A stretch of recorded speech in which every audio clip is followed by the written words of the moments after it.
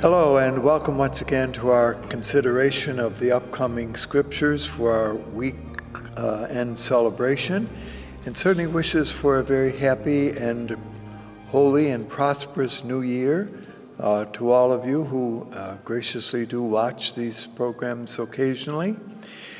This time we celebrate the Epiphany of the Lord, and the readings which are chosen, Isaiah chapter 60, verses 1 through 6, the letter to the Ephesians, chapter 3, verses 2 through 3a, and verses 5 and 6. And then the gospel tradition according to Matthew, chapter 2, verses 1 through 12.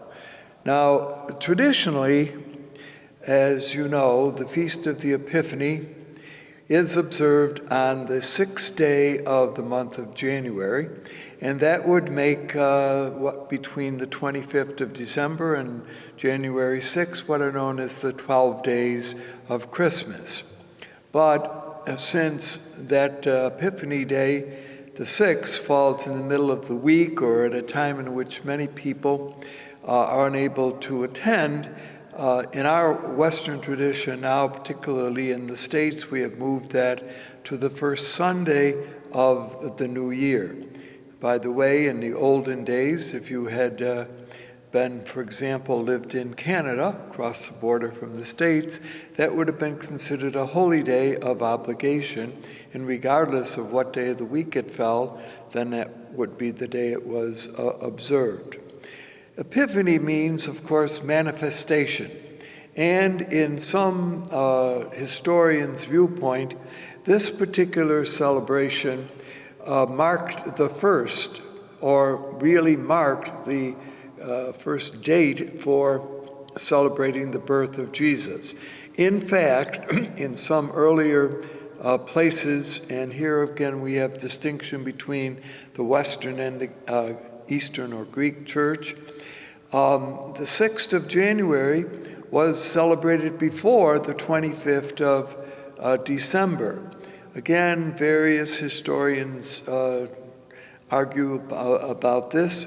Some would say that, for example, January the 6th observed 4 occasions or important manifestations of God's goodness, namely the birth of Jesus, the visit of the wise men, the baptism of Jesus, and his first miracle, namely that took place at Cana of Galilee. Now, in fact, what seems to have been the first and centering feast of Epiphany was the baptism of Jesus. And in our tradition, we separate that. But if you watch carefully in some of the prayers that are used on the Feast of the Epiphany, 3 occasions are mentioned: the visit of the Magi, as I mentioned, baptism of Jesus in the Jordan River, and then the miracle at Cana. This year, and we will look at this in another discussion, perhaps next week, we do observe the Feast of the Baptism of Jesus as a separate. So what we do is we separate these 3 events, and not every year are all 3 of them observed on a Sunday, but this time at least 2 of them. All right, so all of that, again, a little bit of a background. The Feast of the Epiphany in some of the other cultures is the day on which the gifts are shared, and rather than on the 25th of December, as is usually the case in our northeastern culture. Again, a little bit of background for how the observance of this feast is taken care of. Now, also, as we will hear in the gospel, which tells the story, as you all well know, perhaps, of the Magi who come from the east. They come to Jerusalem. They ask, where is the newborn King of the Jews? The leadership in Jerusalem isn't sure. It gathers together the experts. They say, well, in Bethlehem of Judah, for thus it is written. And then they go and following a star, which leads them, they come to, interestingly, the house where they find the child with his mother. And because they have been warned, as you know, in a dream, not to return to Herod, they go back to their own country by another way. All right, so that's the familiar story. My point to begin with here is that they find Jesus in a house. Now, usually our Christmas crushes either find him in a stable or in a cave, but as Matthew sees them, they visit Jesus in a house. A tradition has also grown up within the Catholic tradition, at least in some quarters, of blessing the house, your house, the particular house, on this first Sunday of the new year. And so that's why I mentioned, find Jesus in a house. We live in houses, and there's a special blessing, which you probably have seen, in which using blessed chalk, or as one of the traditions call it, the chalking day, with a piece of blessed chalk right over the main entrances of your house, the symbols of the wise men, the names that they are given, Casper, Balthasar, and Malthasar. So, and you begin with the year. So, for example, this time it would be 20 plus a cross, C plus a cross, M plus a cross, B plus a cross, 26. So that's just a custom that I'm sure many of you are familiar with, but I thought we'd begin with this before we continued with what is certainly one of the more important stories. Now, the Greek word for these visitors is magi. There have been other translations for this. One of them is that they were wise men, but that's too generic. That they were kings, which is incorrect because they were not. That they were astrologers. Well, that's partially correct, but confusing because of the modern way in which we look at things. So all of those might be kind of images for these visitors that we might consider. The Magi would have been known in the cultural world of Jesus, were a caste of very high-ranking political religious advisors to the rulers of the Medes, and then to rulers of the Persian Empire. These would today, the Medes and Persia, would have been modern Iran and Iraq. All right. The ancient writer Strabo and Xenophon, two different writers, point out that in Persia, the Magi communicated with the high god Arusha, A-H-U-R-A. Arusha Mazda, from which I suspect the name of the car came. On behalf, they kind of communicated with this high god on behalf of the great king, or as he called himself, the King of Kings. So you have a bit of Eastern kind of politics and religion that are going on here. At one point, what we know about the Magi is that they successfully revolted against and replaced the king, and thus in the politics of Persia always presented an internal threat to Persian rule.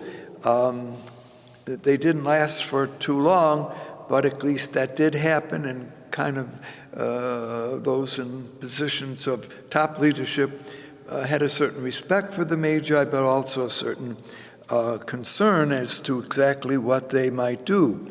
History notes that the Magi also resisted imperial designs of men like Philip of Macedonia and his son, Philip Alexander the Great, who sought to conquer the ancient New Eastern people.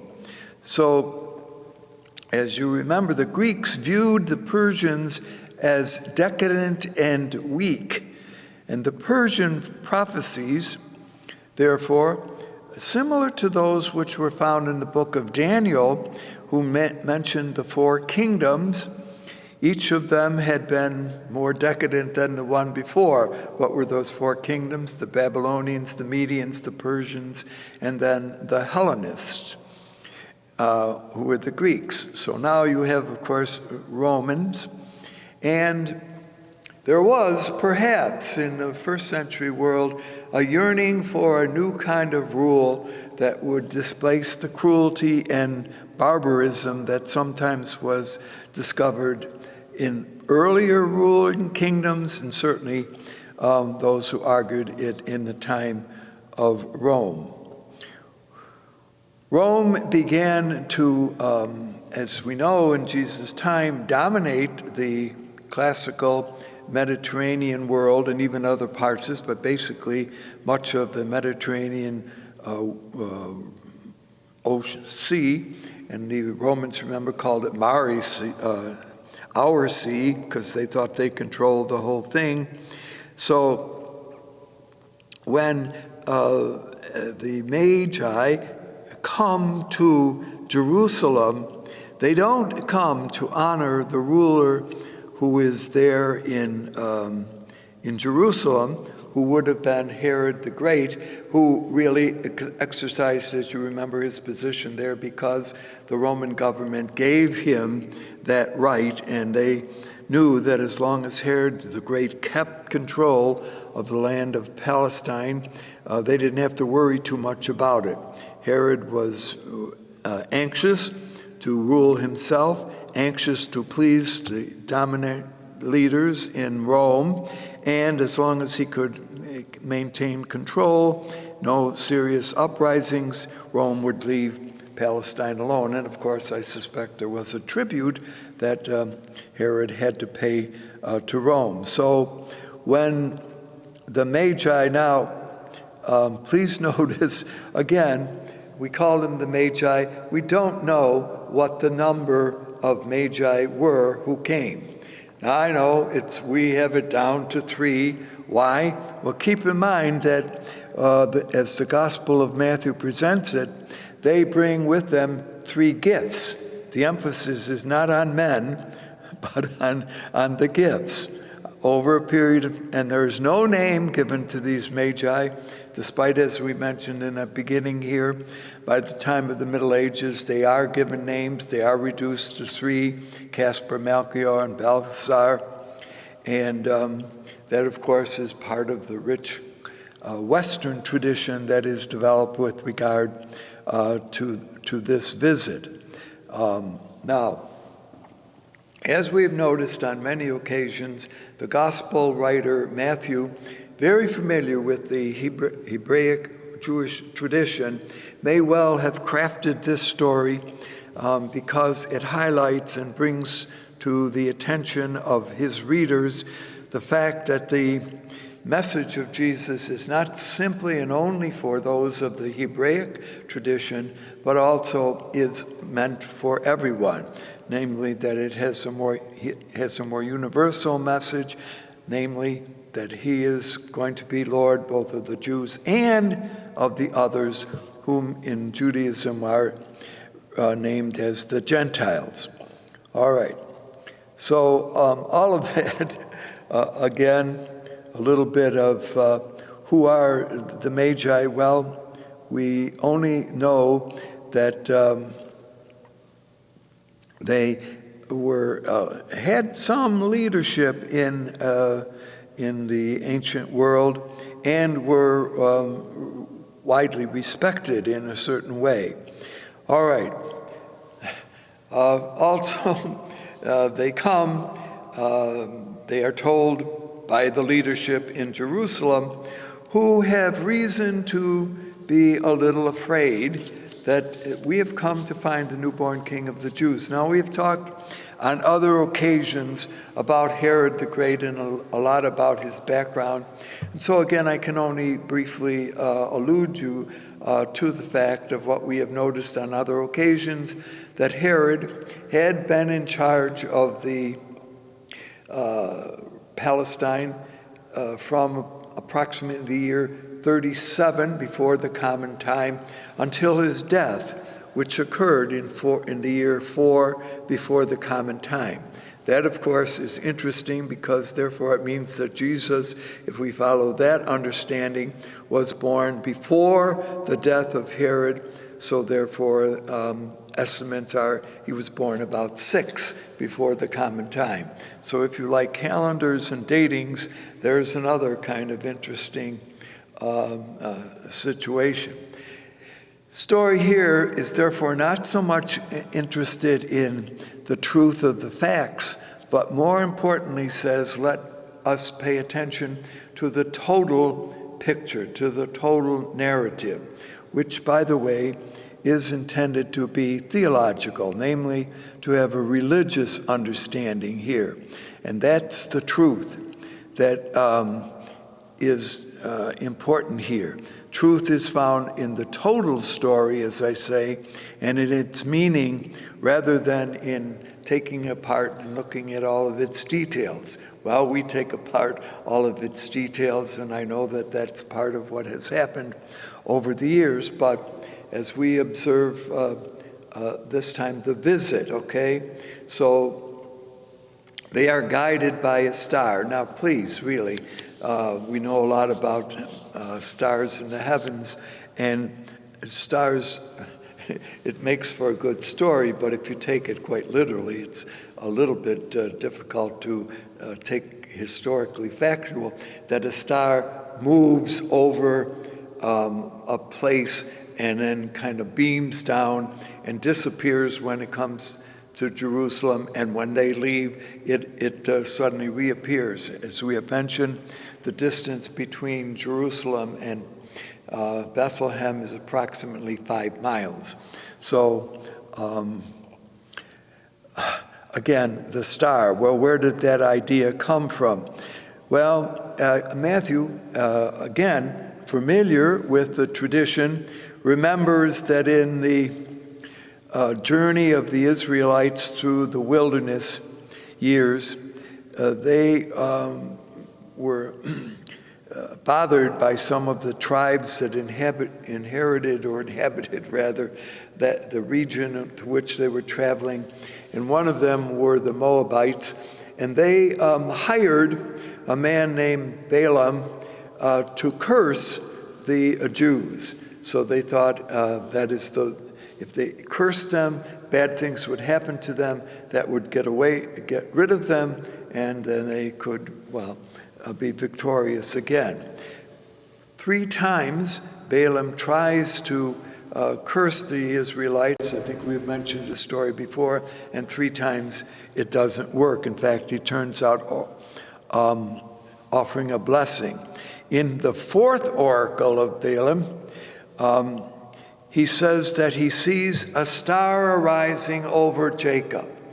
And there is the perhaps a line that is used by Matthew to tell this story. The star arises, the star of the Lord. Now, it is true that there was an astrological event that happened up in the heavens around the time that we are talking, that is sometime in the early part of the 1st century of the Common Era, and that, if we can say that, a new star was born.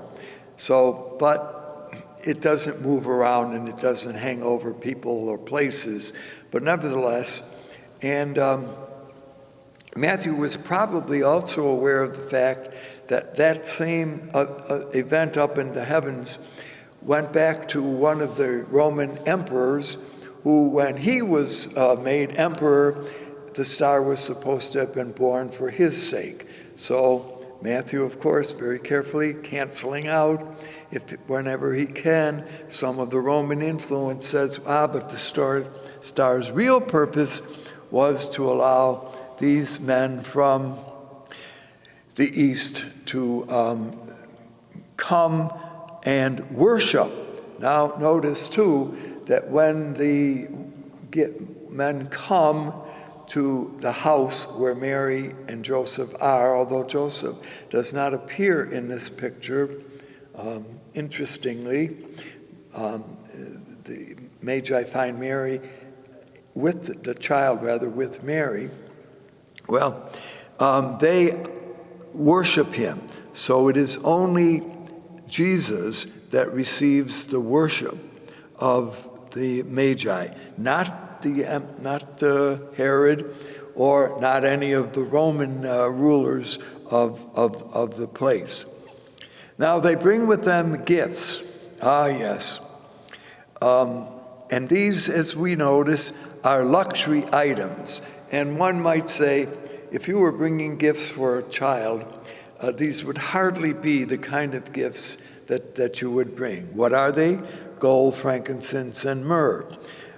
Important to notice, and I don't mean to take away from anything here, but in the East, particularly in the Arabian tradition, embassies who came from regions like where the Magi did brought gifts that would simply be of value to the ruler whom they were visiting or honoring.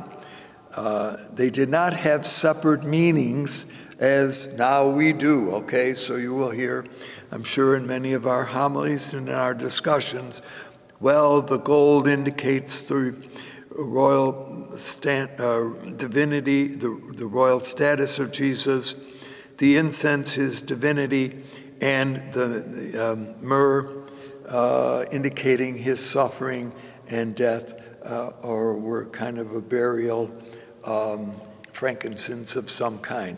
All of those are later developments. They are not really, I'm suggesting, part of why these gifts, because they are extraordinary gifts, and that would be the point. They were valuable, and therefore if you were visiting, even today when people come to our country, the president is visited by a leader of another nation, he often brings a gift, and vice versa. Or even one will notice that when some of the American presidents, I don't know about this one, but visited the Pope in times past, they would give a gift, and the Pope in return would give a gift. So the gifts were given having to do, no offense here, but a kind of political reason, namely how we can get along, and so may these gifts in a certain way help establish that kind of relationship. Now, the gifts that are also presented by the Magus are mentioned as gifts of the kings of Tarshish, Sheba, and Saba. Well, that's taken from, and you can check all this out, from some of the Psalms, which mention that these kind of gifts will be given to leaders and to rulers when they come. So a point that we might appreciate here is the very expertism, how's that for a word, of Matthew in kind of bringing together thoughts and ideas from the Old Testament or from the Hebrew Bible and creating a very important saga or story that allows us to appreciate the importance of Jesus as Savior of all peoples. And so the star, of course, brings light to the world, light to all. The Epiphany, the manifestation, this is God's way of showing Jesus off to not simply one group of people, but to all peoples. So notice the universalism of this particular event, and why in some ways and in some cultures the Feast of the Epiphany is celebrated even with a bit more magnitude perhaps than the 25th of December. There's a kind of quietness to the 25th celebration. There's a kind of wondrousness to the Epiphany or the celebration. So once again, a lot of tradition has developed with regard to this visit, and perhaps the gifts. Well, the gifts are the gifts that the Magos give to Jesus, but what is the gifts, or what are rather the gifts that maybe we can also bring? With that in mind, the first reading, which comes from, or second reading rather, a word or two about the Ephesians, work which was written, attributed to Paul, but probably is what we call Pauline, written sometime between the year 80 and 100 of the common time. And it is there that Paul gives the great insight that it is not just Jews, excuse me, but also Gentiles who have full and equal membership with the Israelites in the church through Christ Jesus. So it is Paul, often known as the apostle to the Gentiles, and by the time that the Ephesian letter is written, there has developed within the first century world a number of believers in Jesus as the Lord, the Redeemer, the Emmanuel, the God with us. This revelation has been given, says Paul, to apostles and prophets. He insisted that he alone had not received this distinction, but that it was something that concerned all peoples, and that therefore that's what the message of the Epiphany is bringing to the fore. So in that sense, certainly the insight that the Ephesian letter presents is appropriate for our observance this time of the manifestation of the Lord. So that's the first of the revelations, and that's the one that we will be observing this time. Thank you for being with us, and hope to see you again.